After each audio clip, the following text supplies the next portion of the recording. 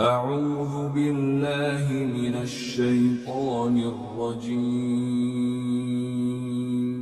بسم الله الرحمن الرحيم سورة الانفال آیت نمبر 49. إذ يقول المنافقون والذين في قلوبهم مرض غر هؤلاء دينهم ومن يتوكل على الله فإن الله عزيز حكيم. ترجمہ: اور یاد کرو جب منافقین اور وہ لوگ جن کے دلوں میں روگ تھا یہ کہہ رہے تھے کہ ان مسلمانوں کو ان کے دین نے دھوکے میں ڈال رکھا ہے، حالانکہ جو کوئی اللہ پر بھروسہ کرے تو اللہ سب پر غالب ہے، بڑی حکمت والا ہے. تفسیر: ان لوگوں کو تو ان کے دین نے خبط میں مبتلا کر رکھا ہے. یعنی مدینے کے منافقین اور وہ سب لوگ جو دنیا پرستی اور خدا سے غفلت کے مرض میں گرفتار تھے، یہ دیکھ کر کے مسلمانوں کی مٹھی بھر بے سر و سامان جماعت قریش جیسی زبردست طاقت سے ٹکرانے کے لیے جا رہی ہے، آپس میں کہتے تھے کہ یہ لوگ اپنے دینی جوش میں دیوانے ہو گئے. اس مارکے میں ان کی تباہی یقینی ہے، مگر اس نبی نے کچھ ایسا افسو ان پر پھونک رکھا ہے کہ ان کی عقل خبط ہو گئی ہے اور آنکھوں دیکھے یہ موت کے منہ میں چلے جا رہے ہیں. آیت نمبر 50. ولو ترى إذ يتوفى الذين كفروا الملائكة يضربون وجوههم وأدبارهم وذوقوا عذاب الحريق. ترجمہ: اور اگر تم دیکھتے تو وہ عجیب منظر تھا جب فرشتے ان کافروں کی روح قبض کر رہے تھے، ان کے چہروں اور پشت پر مارتے جاتے تھے اور کہتے جاتے تھے کہ اب جلنے کا مزہ بھی چکھنا.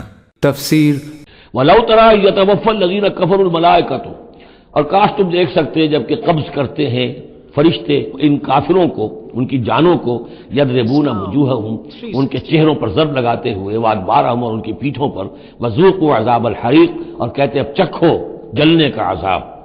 آیت نمبر 51. ذلك بما قدمت أيديكم وأن الله ليس بظلام للعبيد. ترجمہ: یہ سب کچھ ان اعمال کا بدلہ ہے جو تم نے اپنے ہاتھوں آگے بھیج رکھے تھے، اور یہ بات طے ہے کہ اللہ بندوں پر ظلم کرنے والا نہیں ہے. تفسیر: ذالک بما قدمت ایدیکم، اور یہ وہ کچھ ہے جو تمہارے اپنے ہاتھوں نے آگے بھیجا ہے. وان اللہ لیس بظلام للعبید، اور یہ کہ اللہ تو ہرگز اپنے بندوں کے حق میں ظالم نہیں ہے، ظلم کرنے والا نہیں ہے. آیت نمبر 52. كدأب آل فرعون والذين من قبلهم كفروا بآيات الله فأخذهم الله بذنوبهم ان اللہ قوی شدید العقاب. ترجمہ: ان لوگوں کا حال ایسا ہی ہوا جیسا فرعون کی قوم اور ان سے پہلے لوگوں کا حال ہوا تھا. انہوں نے اللہ کی نشانیوں کو ماننے سے انکار کیا، نتیجہ یہ ہوا کہ اللہ نے ان کے گناہوں کی وجہ سے انہیں اپنی گرفت میں لے لیا. یقیناً اللہ کی طاقت بڑی ہے اور عذاب بڑا سخت. تفسیر: کداب آل فرعون والذین من قبلہم، جیسے کہ معاملہ ہوا آل فرعون کا اور ان کا جو ان سے پہلے تھے. آل فرعون سے پہلے قوم شعیب سے پہلے قوم سمود، ان سے پہلے قوم عاد، ان سے پہلے قوم نوح. یہ ہم سورہ اعراف کے اندر یہ ساری چیزیں پڑھ کر آئے. کفروا بآیات اللہ، انہوں نے بھی اللہ کی آیات کا کفر کیا. فأخذهم اللہ بذنوبہم، تو اللہ نے پکڑ لیا انہیں ان کے گناہوں کی پاداش میں. ان اللہ قوی شدید العقاب، یقیناً اللہ تعالیٰ قوی ہے، قوت والا ہے، زور آور ہے اور سزا دینے میں سخت ہے. آیت نمبر 53. ذلك بأن الله لم يكن مغيرا نعمة أنعمها على قوم حتى يغيروا ما بأنفسهم وأن الله سميع عليم.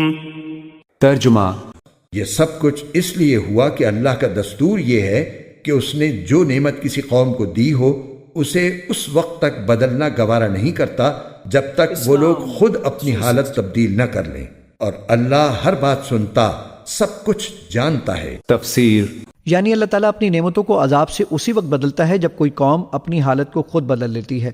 کفار مکہ کو اللہ تعالیٰ نے ہر قسم کی نعمتیں عطا فرمائی تھیں، جن میں سے سب سے بڑی نعمت یہ تھی کہ حضرت صلی اللہ علیہ وآلہ وسلم کو انہی کے درمیان مبعوث کیا گیا۔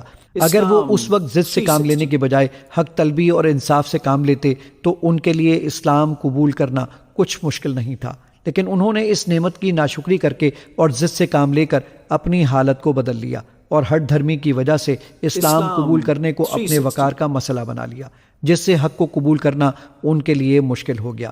جب انہوں نے اپنی حالت اس طرح بدل لی تو اللہ تعالیٰ نے بھی اپنی نعمتوں کو عذاب سے تبدیل کر دیا۔ آیت نمبر 54 كدأب آل فرعون والذين من قبلهم كذبوا بآيات ربهم فأهلكناهم بذنوبهم وأغرقنا آل فرعون وكل كانوا ظالمين۔ ترجمہ، اس معاملے میں بھی ان کا حال ایسا ہی ہوا جیسا فرعون کی قوم اور ان سے پہلے لوگوں کا حال ہوا تھا۔ انہوں نے اپنے رب کی نشانیوں کو جھٹلایا، نتیجہ یہ ہوا کہ ہم نے ان کے گناہوں کی وجہ سے انہیں ہلاک کر دیا اور فرعون کی قوم کو غرق کر دیا، اور یہ سب لوگ ظالم تھے۔ تفسیر عذاب آل فرعون، جیسے کہ دستور تھا یا ہوا معاملہ آل فرعون کا، والذین من قبلہم، اور جو ان سے پہلے تھے، کذبوا بآیات ربہم، انہوں نے اپنے رب کی آیات کو جھٹلایا، فاہلکناہم بذنوبہم، تو ہم نے ان کو ہلاک کر دیا ان کے گناہوں کی پاداش میں، واغرقنا آل فرعون، اور آل فرعون کو ہم نے غرق کر دیا، وکل کانوا ظالمین، اور یہ سب کے سب ظالم تھے۔ آیت نمبر 55 ان شر الدواب عند اللہ الذین کفروا فهم لا یؤمنون۔ ترجمہ، یقین جانو کہ اللہ کے نزدیک زمین پر چلنے والے جانداروں میں بدترین لوگ وہ ہیں جنہوں نے کفر اپنا لیا ہے، جس کی وجہ سے وہ ایمان نہیں لاتے۔ تفسیر مطلب یہ ہے کہ کافر لوگ سمجھنے کی کوشش نہیں کرتے، اس لحاظ سے وہ جانوروں سے بھی بدتر ہیں، کیونکہ بے زبان جانور اگر کسی کی بات کو نہ سمجھے تو اتنی بری بات نہیں ہے، ان میں یہ صلاحیت پیدا ہی نہیں کی گئی اور نہ ان سے یہ مطالبہ ہے، لیکن انسانوں میں تو سمجھنے کی صلاحیت پیدا کی گئی ہے اور ان سے یہ مطالبہ بھی ہے کہ وہ سوچ سمجھ کر کوئی راستہ اپنائیں۔ اگر وہ سمجھنے کی کوشش نہ کریں تو جانوروں سے بھی بدتر ہیں۔ آیت نمبر 56 الذين عاهدت منهم ثم ينقضون عهدهم في كل مرة وهم لا يتقون۔ ترجمہ، یہ لوگ وہ ہیں جن سے تم نے عہد لے رکھا ہے، اس کے باوجود یہ ہر مرتبہ اپنے عہد کو توڑ دیتے ہیں اور ذرا نہیں ڈرتے۔ تفسیر یہاں خاص طور پر اشارہ ہے یہود کی طرف۔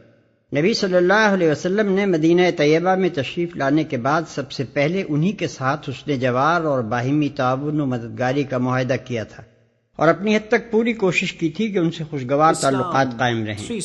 نیز دینی حیثیت سے بھی آپ یہود کو مشرکین کے بنسبت اپنے سے قریب تر سمجھتے تھے، اور ہر معاملے میں مشرکین کے بالمقابل اہل کتاب ہی کے طریقے کو ترجیح دیتے تھے، لیکن ان کے علماء اور مشائخ کو توحید خالص اور اخلاق صالحہ کی وہ تبلیغ اور اعتقادی و عملی گمراہیوں پر وہ تنقید اور اقامت دین حق کی وہ سعی جو نبی صلی اللہ علیہ وسلم کر رہے تھے ایک آن نہ بھاتی تھی، اور ان کی پہم کوشش یہ تھی کہ یہ نئی تحریک کسی طرح کامیاب نہ ہونے پائے۔ اسی مقصد کے لیے وہ مدینہ کے منافق مسلمانوں سے ساز باز کرتے تھے، اسی کے لیے وہ اوس اور خزرج کے لوگوں میں ان پرانی عداوتوں کو بھڑکاتے تھے جو اسلام سے پہلے ان کے درمیان کشت و خون کی موجب ہوا کرتی تھی، اسی کے لیے قریش اور دوسرے مخالف اسلام قبیلوں سے ان کی خفیہ سازشیں چل رہی تھیں، اور یہ سب حرکات اس معاہدہ دوستی کے باوجود ہو رہی تھیں جو نبی صلی اللہ علیہ وسلم اور ان کے درمیان لکھا جا چکا تھا۔ جب جنگ بدر واقع ہوئی تو ابتدا میں ان کو توقع تھی کہ قریش کی پہلی ہی چوٹ اس تحریک کا خاتمہ کر دے گی، لیکن جب نتیجہ ان کی توقعات کے خلاف نکلا تو ان کے سینوں کی آتش حسد اور زیادہ بھڑک اٹھی۔ انہوں نے اس اندیشے سے کہ بدر کی فتح کہیں اسلام کی طاقت کو ایک مستقل خطرہ نہ بنا دے، اپنی مخالفانہ کوششوں کو تیز تر کر دیا، حتیٰ کہ ان کا ایک لیڈر کعب ابن اشرف جو قریش کی شکست سنتے ہی چیخ اٹھا تھا کہ آج زمین کا پیٹ ہمارے لیے اس کی پیٹھ سے بہتر ہے، خود مکے گیا اور وہاں اس نے ہیجان انگیز مرثیے کہہ کر قریش کو انتقام کا جوش دلایا۔ اس پر بھی ان لوگوں نے بس نہ کی۔ یہودیوں کے قبیلہ بنی قینقاع نے معاہدہ حسن جوار کے خلاف ان مسلمان عورتوں کو چھیڑنا شروع کیا جو ان کی بستی میں کسی کام سے جاتی تھی، اور جب نبی صلی اللہ علیہ وسلم نے ان کو اس حرکت پر ملامت کی تو انہوں نے جواب میں دھمکی دی کہ یہ قریش نباشد، ہم لڑنے مرنے والے لوگ ہیں اور لڑنا جانتے ہیں، ہمارے مقابلے میں آؤ گے تب تمہیں پتہ چلے گا کہ مرد کیسے ہوتے ہیں۔